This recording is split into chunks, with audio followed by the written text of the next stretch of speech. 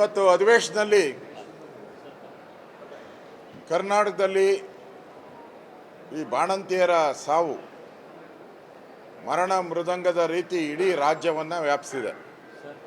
ಬೆಳಗಾವಿಯಿಂದ ಬೆಂಗಳೂರವರೆಗೂ, ವಿಶೇಷವಾಗಿ ಬಳ್ಳಾರಿಯಲ್ಲಿ ಇದರ ಬಗ್ಗೆ ನಾವು ಪ್ರಸ್ತಾವ ಮಾಡಿದರೆ ಇವತ್ತು ಉತ್ತರವನ್ನು ಸರ್ಕಾರ ಕೊಡಬೇಕಾಯಿತು. ಅರ್ಧಂಬರ್ಧ ಉತ್ತರ ಕೊಟ್ಟಿದ್ದರು. ನಾನು ಕ್ಲಾರಿಫಿಕೇಷನ್ ಕೇಳುವಂಥ ಸಂದರ್ಭದಲ್ಲಿ ಇವತ್ತು ಆ ಸಚಿವರ ರಾಜೀನಾಮೆಯನ್ನು ನಾವು ಆಗ್ರಹ ಮಾಡ್ತಾಯಿದ್ರಿ. ನ್ಯಾಯಾಂಗ ತನಿಖೆ ಮತ್ತು ಸಚಿವರ ರಾಜೀನಾಮೆ, ಅವ್ರ ಮೇಲೆ ಕ್ರಿಮಿನಲ್ ಕೇಸ್ ಹಾಕಬೇಕು ಅನ್ನೋದು ನಮ್ಮ ಅಜೆಂಡಾ. ಇದು ಮೋಸ್ಟ್ಲಿ ಅವರಿಗೆ ಗೊತ್ತಾಗಿರಬೇಕು. ಮತ್ತು ಇವತ್ತು ನಾವು ನಿಲುವಳಿ ಸೂಚನೆ ಮುಖಾಂತರ ಮೂಢ ಚರ್ಚೆಗೆ ಅವಕಾಶ ನಾವು ಕೇಳಿದ್ದೀವಿ. ಬೆಳಗ್ಗೆನೇ ಕರೆಕ್ಟ್ ಟೈಮ್ಗೆ ನಾವು ಮೂಡಾದಲ್ಲಾಗಿರ್ತಕ್ಕಂಥ 3,000ದಿಂದ 4,000 ಕೋಟಿ ಅವ್ಯವಹಾರ ಏನಾಗಿದೆ ಅದರ ಬಗ್ಗೆ ನಿಲುವಳಿ ಸೂಚನೆಯನ್ನು ಕೊಟ್ಟಿದ್ದೀರಿ. ನಾವು ಇವತ್ತು ಸನ್ಮಾನ್ಯ DK ಶಿವಕುಮಾರ್ ಅವರು ಚಿತಾವಣಿಯಿಂದ ಮೊದಲೇ ರೆಡಿ ಮಾಡ್ಕೊಂಬಂದಿದ್ದಾರೆ ನೋಡಿ. ಫೋಟೋನೆಲ್ಲ ರೆಡಿ ಮಾಡ್ಕೊಂಡು ಎಲ್ಲರಿಗೂ ಡಿಸ್ಟ್ರಿಬ್ಯೂಟ್ ಮಾಡಿದ್ದಾರೆ. ಚರ್ಚೆ ನಡೆಯುವಂಥ ಸಂದರ್ಭದಲ್ಲಿ ರೂಲಿಂಗ್ ಪಾರ್ಟಿ ಅದು ಕರ್ತವ್ಯ, ರೂಲಿಂಗ್ ಪಾರ್ಟಿ ಸದನವನ್ನು ಸರಿಯಾಗಿ ನಡೆಸ್ಕೊಂಡು ಹೋಗೋ ಜವಾಬ್ದಾರಿ, ಹೆಚ್ಚಿನ ಜವಾಬ್ದಾರಿ ಕರ್ನಾಟಕದ ಉತ್ತರ ಕೊಡೋದು ರೂಲಿಂಗ್ ಪಾರ್ಟಿಗೆ ಇರ್ತದೆ. ಆ ಜವಾಬ್ದಾರಿ ಏಕಾಏಕಿ ಅವರೇ ಧರಣಿ ಮಾಡ್ತಾರೆ. ಇವತ್ತು ಚರ್ಚೆ ಇದ್ದಿದ್ದು ಒಂದು ಬಾಣಂತಿಯರ ಸಾವು, ಕೆಲವರಿಗೆ ಮಕ್ಕಳು ಅನಾಥರಾಗ್ಬಿಟ್ಟಿದ್ದಾರೆ, ಕೆಲವರಿಗೆ ತಾಯಿಯಿಂದ ಮಕ್ಕಳು ಅನಾಥರಾಗಿದ್ದಾರೆ. ಇದು ಜ್ವಲಂತ ಸಮಸ್ಯೆ. ಆಮೇಲೆ 3 ದಿನಗಳ ಕಾಲ ನಮ್ಮ ಸುಮಾರು 50-60 ಶಾಸಕರು ಉತ್ತರ ಕರ್ನಾಟಕದ ಅಭಿವೃದ್ಧಿ ಆಗಬೇಕು, ಇಲ್ಲಿ ಅನ್ಯಾಯ ಆಗ್ತಾ ಇದೆ, ನೀರಾವರಿಗೆ ದುಡ್ಡು ಕೊಟ್ಟಿಲ್ಲ, PWDಗೆ ದುಡ್ಡು ಕೊಟ್ಟಿಲ್ಲ, ಇಂಡಸ್ಟ್ರೀಸ್ ಬರ್ತಾ ಇಲ್ಲ, ಇದು ಚರ್ಚೆ ಮಾಡಿದ್ದಾರೆ. ಇದು ಉತ್ತರ ಕೊಡಬೇಕಾಯಿತು. ಕಳೆದ ಬಾರಿ ಕೊಟ್ಟಿದ್ದೇ ಉತ್ತರ. ಅವ್ರು ಹೇಳಿದರು, ಕಳೆದ ಬಾರಿ ಮುಖ್ಯಮಂತ್ರಿ ಆಶ್ವಾಸನೆಯನ್ನು ಕೊಟ್ಟಿದ್ದರು, ನಾನು ಉತ್ತರ ಕರ್ನಾಟಕಕ್ಕೆ ಈ ಸೌಕರ್ಯಗಳನ್ನು ಮಾಡ್ತೀನಿ ಅಂತೇಳಿ ಮಾಡಿದರು. ನಂಜುಂಡಪ್ಪ ಅವರಿಗೆ ಒಂದು ಸಮಿತಿ ನೇಮಕ ಮಾಡಿ 6 ತಿಂಗಳಲ್ಲಿ ರಿಪೋರ್ಟು, ಇದುವರೆಗೂ ರಿಪೋರ್ಟೇ ಬಂದಿಲ್ಲ. ಇಲ್ಲಿ 100 ಕೈಗಾರಿಕೆಗಳನ್ನು ತರ್ತೀನಿ ಅಂತ ಹೆಸರು ಕೊಟ್ಟಿದ್ರು. ಬಿಜಾಪುರಕ್ಕೆ ಕ್ಲಸ್ಟರ್ ಕೊಟ್ಟಿದ್ರು, ಬೀದರ್ಗೆ ಕ್ಲಸ್ಟರ್ ಕೊಟ್ಟಿದ್ರು, ಕೈಗಾರಿಕಾ ಕ್ಲಸ್ಟರ್ಗಳು. ಇದು ಪ್ರವಾಸೋದ್ಯಮಕ್ಕೆ ಗುಲ್ಬರ್ಗಕ್ಕೆ ಪ್ರವಾಸೋದ್ಯಮಕ್ಕೆ ಅವಕಾಶ ಮಾಡಿಕೊಡ್ತೀನಿ ಅಂತ ಹೇಳಿದರು. ಟೆಕ್ಸ್ಟೈಲ್ ಪಾರ್ಕ್ ಮಾಡ್ತೀನಿ, ಏನೂ ಇಲ್ಲ. ಉತ್ತರ ಕಳೆದ ಬಾರಿ ಕೊಟ್ಟಿದ್ದೇ ಏನು ಜಾರಿಗೆ ತಂದಿಲ್ಲ.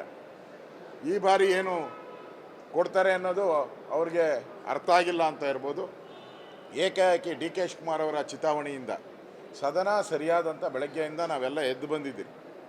ಸದನ ಸರಿಗೆ ನಡಿಬೇಕು ಅಂಥೇಳಿ ಬೆಳಗ್ಗೆನೇ ನಾವು ಎದ್ದು ಬಂದಿದ್ದೀವಿ. 9 ಗಂಟೆಗೆ ಹಾಕ್ತಾರೆ, 10 ಗಂಟೆ 11 ಗಂಟೆಗೆ ಶುರು ಮಾಡ್ತಾರೆ, ರಾತ್ರಿ ಎಲ್ಲ ನಡೆಸ್ತಾರೆ. ಯಾವಾಗ ನಡೆಸಬೇಕೋ ಅವಾಗ ನಡೆಸಲ್ಲ, ಯಾವಾಗ ನಡೆಸಬೇಕೋ ನಡೆಸಲ್ಲ. ಆದ್ದರಿಂದ ಅಂಬೇಡ್ಕರ್ ವಿಚಾರವಾಗಿ ಇವತ್ತು ಪಾರ್ಲಿಮೆಂಟಲ್ಲಿ ಗೌರವಾನ್ವಿತ ಗೃಹ ಸಚಿವರು ಅಮಿತ್ ಶಾ ಅವರು ಒಂದು ಸ್ಟೇಟ್ಮೆಂಟ್ ಮಾಡಿದ್ದಾರೆ ಅಂತ ಅದನ್ನು ಇಟ್ಕೊಂಡು ಇವತ್ತು ಇಲ್ಲಿ ಪ್ಲೆಕಾರ್ಡ್ಗಳನ್ನು ಪ್ರದರ್ಶನ ಮಾಡಿದ್ದಾರೆ. ಅಂಬೇಡ್ಕರ್ ಪರವಾಗಿ ನಾವು ಅಂಥೇಳಿ ಪ್ರದರ್ಶನ ಮಾಡಿದ್ದಾರೆ. ಇವರಿಗೆ ಯಾವ ನೈತಿಕತೆ ಇದೆ? ಅಂಬೇಡ್ಕರ್ ಪರವಾಗಿ ಇವರು ಪ್ರದರ್ಶನ ಮಾಡೋಕ್ಕೆ, ಆ ಫೋಟೋ ಹಿಡಿಯೋಂಥ ಅಧಿಕಾರ ಇವ್ರಿಗೆಲ್ಲಿದೆ? ಯೋಗ್ಯತೆ ಏನಿದೆ ಇವ್ರಿಗೂ? 2 ಬಾರಿ ಮಹಾರಾಷ್ಟ್ರದ ಚುನಾವಣೆಯಲ್ಲಿ ಅವರ ಇಡೀ ಕಾಂಗ್ರೆಸ್ ಪಾರ್ಟಿ ಬಂದು ಅಂಬೇಡ್ಕರನ್ನು ಸೋಲಿಸಿ ಸಂಭ್ರಮಾಚರಣೆ ಮಾಡಿದ್ರು, ಪಟಾಕಿ ಹೊಡೆದ್ರು, ಸಂಭ್ರಮಾಚರಣೆ ಮಾಡಿದ್ರು. ಅಂಬೇಡ್ಕರ್ ಸೋತಾಗ ನಾಚಿಕೆ ಆಗಲ್ವ ನಿಮಗೆ? ಅಂಬೇಡ್ಕರ್ ಸಂವಿಧಾನ ಬರೆದಂಥವ್ರು, ಅವ್ರು ತೀರ್ಕೊಂಡಾಗ ಈ ಕಾಂಗ್ರೆಸ್ ಅವ್ರು ತೀರ್ಕೊಂಡ್ರೆ, ನೆಹರು ತೀರ್ಕೊಂಡ್ರೆ ಡೆಲ್ಲಿ ಬರ್ಕೋ, ಎಷ್ಟು ಎಕರೆ ಬೇಕೋ ಅಷ್ಟು ಎಕರೆ ಬರ್ಕೋ. ಇಂದಿರಾ ಗಾಂಧಿ ತೀರ್ಕೊಂಡ್ರೆ ಬರ್ಕೊಳ್ರಿ 10 ಎಕರೆನ 20 ಎಕರೆನ. ರಾಜೀವ್ ಗಾಂಧಿ ತೀರ್ಕೊಂಡ್ರೆ ಬರ್ಕೊಳ್ರಿ ಒಂದು 50 ಎಕರೆ. ಅಂಬೇಡ್ಕರ್ ತೀರ್ಕೊಂಡಾಗ 6ಕ್ಕೆ 3 ಅಡಿ ಜಾಗನೂ ಕೊಡದೇ ಇದ್ದಂಥ ಪಾಪಿಗಳು ಈ ಕಾಂಗ್ರೆಸ್ಸು. ಪಾಪಿಗಳು 6ಕ್ಕೆ 3 ಅಡಿ ಕೊಡಲಿಲ್ಲ, ಬೇಡದರೂ ಕೊಡಲಿಲ್ಲ. ಕೊನೆಗೆ ಅವ್ರನ್ನ ಮಹಾರಾಷ್ಟ್ರದಲ್ಲಿ ಉಣುವಂಥ ಪರಿಸ್ಥಿತಿ ಬಂತು. ಈ ಮನೆಯಾಳ ಕಾಂಗ್ರೆಸ್ ಅವರು ಇವ್ರಿಗೆಲ್ಲ ಭಾರತ ರತ್ನ, ಇಂದಿರಾ ಗಾಂಧಿಯವರು ಭಾರತ ರತ್ನ, ನೆಹರೂಗೆ ಭಾರತ ರತ್ನ, ರಾಜೀವ್ ಗಾಂಧಿ ಕೊಟ್ಬಿಟ್ಟವ್ರನ್ನ ಭಾರತ ರತ್ನ. ಅಂಬೇಡ್ಕರ್ಗೆ ಯಾಕೆ ಫೋಟೋ ಇಟ್ಕೊಂಬಂದಿದ್ದೀರಲ್ಲಪ್ಪ, ಅಧಿವೇಶನದಲ್ಲಿ ಫೋಟೋ ಇಟ್ಕೊಂಡಿದ್ದೀರಲ್ಲ, ಅಂಬೇಡ್ಕರ್ಗೆ ಯಾಕೆ ಭಾರತ ರತ್ನ ಕೊಡಲಿಲ್ಲ? ನಿಮ್ಮ ಯೋಗ್ಯತೆಗೆ ಅಂಬೇಡ್ಕರ್ ಅವರ ಫೋಟೋ ಹಿಡಿಯೋಕ್ಕೂ ನಿಮ್ಗೆ ಯೋಗ್ಯತೆ ಇಲ್ಲ. ಅದನ್ನು ಕೊಟ್ಟವರು ನಾವು BJP ಬೆಂಬಲಿತ ಸರ್ಕಾರದಲ್ಲಿ ಅವ್ರಿಗೆ ಕೊಟ್ಟಿದ್ದೀರಿ. ಇವತ್ತು ಅಂಬೇಡ್ಕರ್ ಅವರ ಪವಿತ್ರ ಕೇಂದ್ರಗಳೇನಿದೆ, 5 ಕೇಂದ್ರಗಳು ಲಂಡನ್ನಲ್ಲೂ ಇದೆ, ಅದನ್ನು ಅಭಿವೃದ್ಧಿ ಮಾಡಿದ್ದೀರಿ. ಪ್ರಧಾನಮಂತ್ರಿಗಳು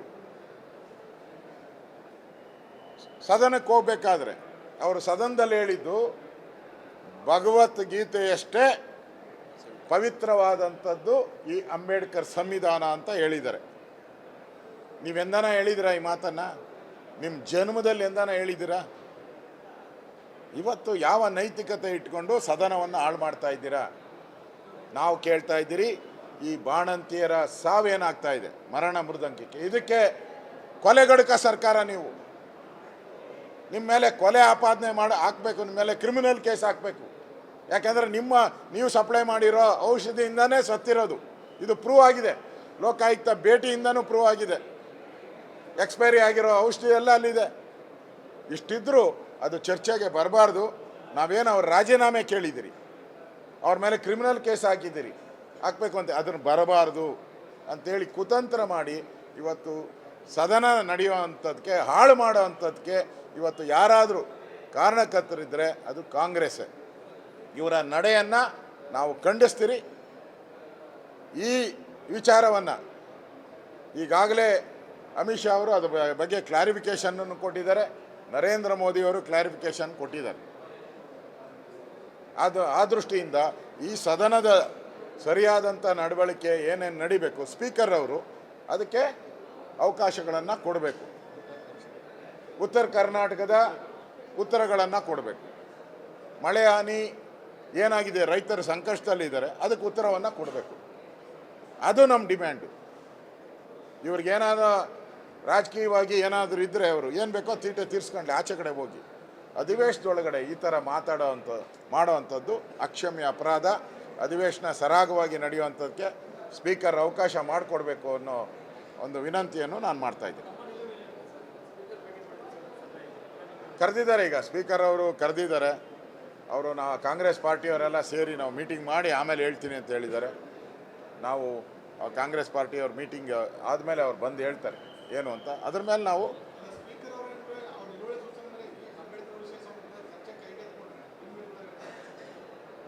ಇದು ಎಲ್ಲಿ ಆಗಿದೆಯೋ, ಈ ಘಟನೆ ಆಗಿರೋವಂಥದ್ದು ಪಾರ್ಲಿಮೆಂಟಲ್ಲಿ, ಅಲ್ಲಿ ಕಾಂಗ್ರೆಸ್ ಅವರು ಏನು ಕಳ್ಳೆಕಾಯಿ ತಿಂತಾ ಇದ್ದಾರಾ? ಅಲ್ಲಿ ಕಳ್ಳೆಕಾಯಿ ತಿನ್ನೋದು ಬಿಟ್ಬಿಟ್ಟು ಅಲ್ಲಿ ಏನು ಬೇಕೋ ವಾದ ಮಾಡಲಿ.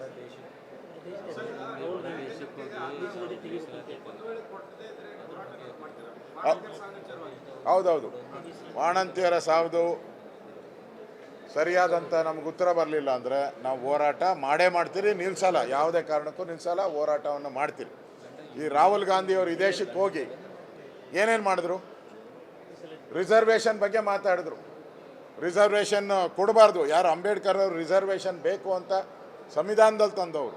ಆ ರಿಸರ್ವೇಷನ್ ಕ್ವಶನ್ ಮಾಡಿದವರು ರಾಹುಲ್ ಗಾಂಧಿ. ನೆಹರು ಅವರು ಪತ್ರ ಬರೀತಾರೆ ಮಂತ್ರಿಗಳಿಗೆ, ಈ ರಿಸರ್ವೇಷನ್ ಬೇಡ ಅಂತ ಆ ಕಾಲದಲ್ಲೇ ಪತ್ರ ಬರೆದಿದ್ದಾರೆ. ಇಷ್ಟೆಲ್ಲ ಮಾಡಿ ಇವತ್ತು ಅಂಬೇಡ್ಕರ್ ಅವರ ಫೋಟೋ ಇಟ್ಕೊಂಬತ್ತೀರಲ್ಲ, ನಿಮಗೆ ನಾಚಿಕೆ ಆಗಲ್ವಾ?